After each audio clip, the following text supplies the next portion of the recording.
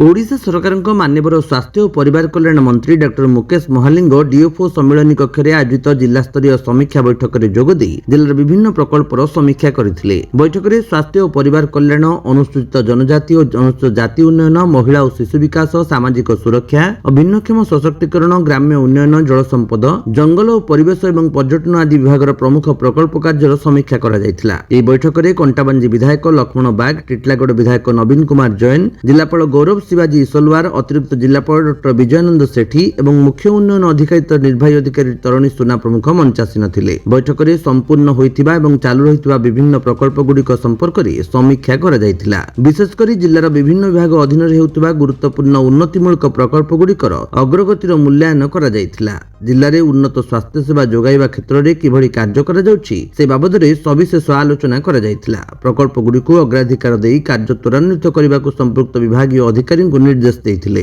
यह व्यतीत विभिन्न प्रकल्प गुड़िकर समयानुवर्तिता समाप्ति पई अधिकारी मानक क्षेत्र प्रदर्शन करने एवं कार्यर अग्रगति उपर कठोर नजर रखा निर्देश दिया जायछि। बैठक में विभागीय अधीक्षण यंत्री सह जिला स्तरीय अधिकारी माने उपस्थित थिले।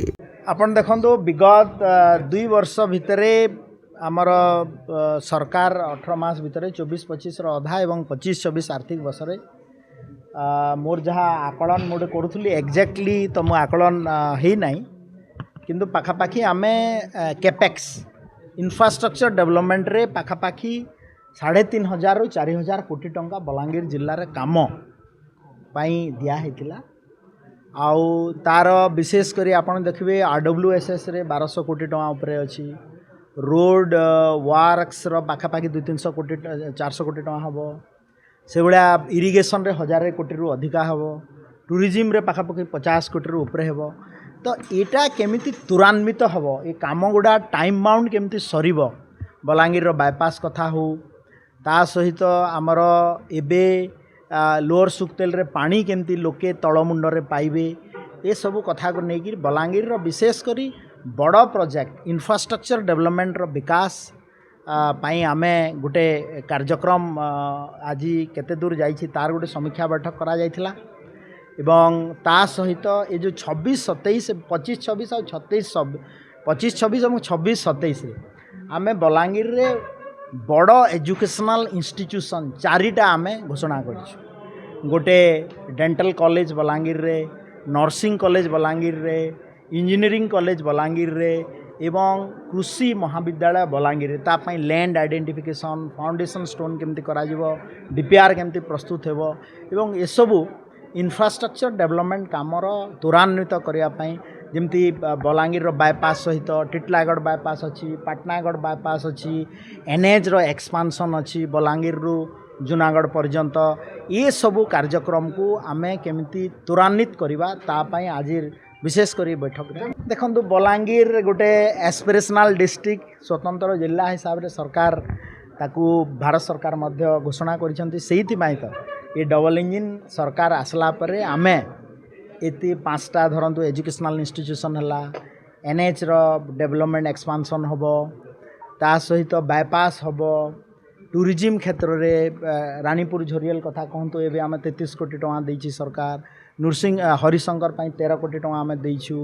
तो ए सब कथा को आमे केमती आगो को नबा ता पई ए मंथन कार्यक्रम आज रिव्यू होतला एवं मो सरकार को मध्य ए विषय रे आमे बलांगीर रो उन्नति पई आमे ताको डेफिनेटली एटा ही आज मुख्य विषय थिला जे किए 20 21 22 23 रु काम करूची जे करूची से सरू ना।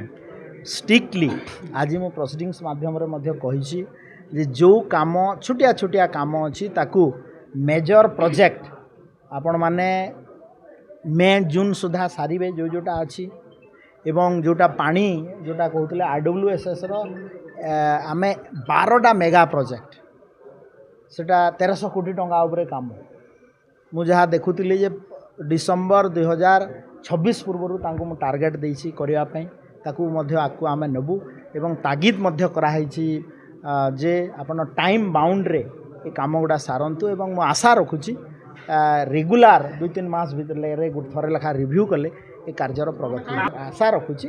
आगामी दिन में निश्चित भाव में आम सरकार तरफ मॉनिटरिंग करा जिवो ए काम को जल्दी शीघ्र करने आपण देखंतु पानी रो समस्या एवं जल जीवन मिशन माध्यम कथा हो कि आमर स्टेट रन प्रोजेक्ट वसुधा कथा हो एथिरे पूर्व सरकार गोटे कथा मु आपन कहबाक चाहूँगी जे सबू काम को एमाने टंकी बेसिस रे प्रोजेक्टा को दे एवं जो बाहर कंट्राक्टर एनगेज कले से माने पाइपलाइन पकेवा आ टांकी बनवारे जहाँ पैसा एडवांस भी नहीं पड़े गले अधा तो ताकू आमे जड़े तो धरतु गोटे प्रोजेक्ट 3000 कोटी टका खर्च होबार अच्छे 2500 कोटी टका खर्च हो गला आ 500 कोटी टका तो बाध्य आपण देईगिरी प्रोजेक्टा को कंप्लीट करेंगे तो यह परिस्थिति सृष्टि होती विधानसभा में अनेक थर ये आलोचना होची पार्लियामेंट्री अफेयर्स हिसाब से आम ये कथा मो पाखु खबर आउसी